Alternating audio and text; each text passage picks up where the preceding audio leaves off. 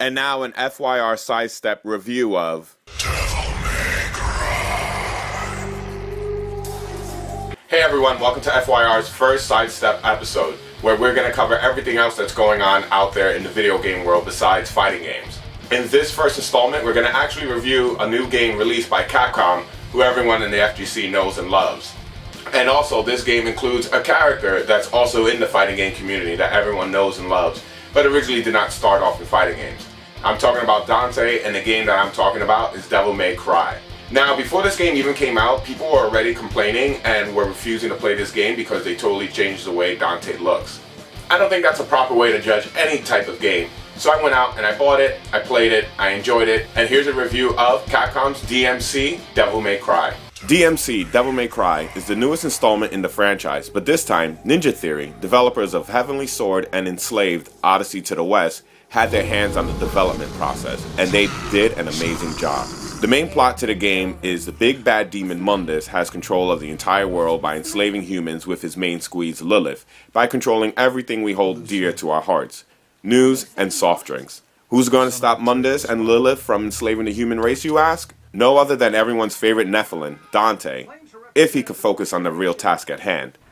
Dante gets a little help from two people, a mysterious girl named Kat and everyone's favorite evil twin brother, Virgil. With that out of the way, you're probably wondering how are the mechanics to the game. The gameplay is similar to the rest of the DmC franchise, but Ninja Theory did put their own spin on the controls. Dante has control of a light and dark side which he can switch between mid-combo to kill demons with style. Just like previous DmCs, Dante comes across additional weapons he can use in his arsenal along the way. And by the time you have every weapon for Dante in your inventory, that is when the combos get really stylish and sadistic. If you are a fan of the Devil May Cry franchise, you might find Dante's Angel Lift and Demon Pull familiar to Nero's abilities in Devil May Cry 4, which made him the character to play with in that game, and made Dante seem kinda boring. The level designs are pretty original, and Ninja Theory did a great job with camera angles and making the player really feel that the world around them is changing, while Dante is sucked into limbo. The game focuses more on the action this time around, and they left out the puzzle aspect of the series, which I feel wouldn't have fit into this version of the game. That doesn't mean you don't have things you need to find. There are lost souls located throughout the stages that you need to free, as well as collecting different keys that allow you to open doors which give you the opportunity to test your skills in kill-specific missions. These side missions range from easy to, you gotta be kidding me, and if you find yourself stuck at one mission, you can always go back to it from the main menu later on after you learn all of Dante's combos. Besides that, you collect orbs throughout the game that you can use to purchase things in the shop, such as upgrades to your health and devil trigger bars. The higher your combo ratings are during the game and your score at the end of the chapter, you get upgrade points, and with those points you can choose which items in Dante's arsenal you really want to upgrade.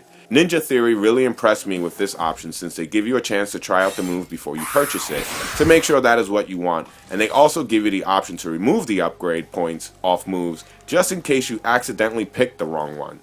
Since Dante has an array of weapons and combos, Ninja Theory added a practice mode where you could practice your moves. This is where Capcom definitely wanted the fighting game aspect of the character to be present, and fans of Devil May Cry will find familiar moves mixed in with new ones. You can filter between Dante's different weapons and just focus on one you really want to practice with. Other elements of fighting games could be found throughout DmC, and these parts make the game really unique and an amazing run. You knew Capcom was going to add some kind of fighting element to the game.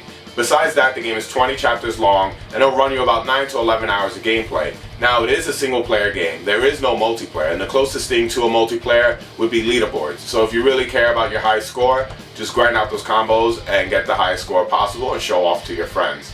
The music in the game is great, it fits the mood, and shoutouts to Ninja Theory for using combi cries for the music. What a great band to choose for such a game. And if you were wondering how the boss battles are, they're epic. They're pretty epic. Just like the other DmCs, they're big dudes, they're ugly, they take a lot of hits, they have a long life bar, and you're gonna have a lot of fun beating the snot out of them. So basically, to sum it all up, DmC Devil May Cry is fantastic. It's great. A lot of people originally thought it might be a prequel to the DmC series, but it's actually a complete reboot. I really have to give Ninja Theory a lot of credit for making this game. The game was written and directed by them, and this is the 4th game out of that development company. I hope Capcom sticks with Ninja Theory for the DmC franchise and they continue to make more and more. And I also hope that Nero from DmC 4 comes back and makes another appearance. So to sum it all up, should you buy DmC Devil May Cry? Yes. And who cares how Dante looks? He's fucking badass. So this is Natal from Fight Your Rival with your first FYR Sidestep. And remember, keep fighting.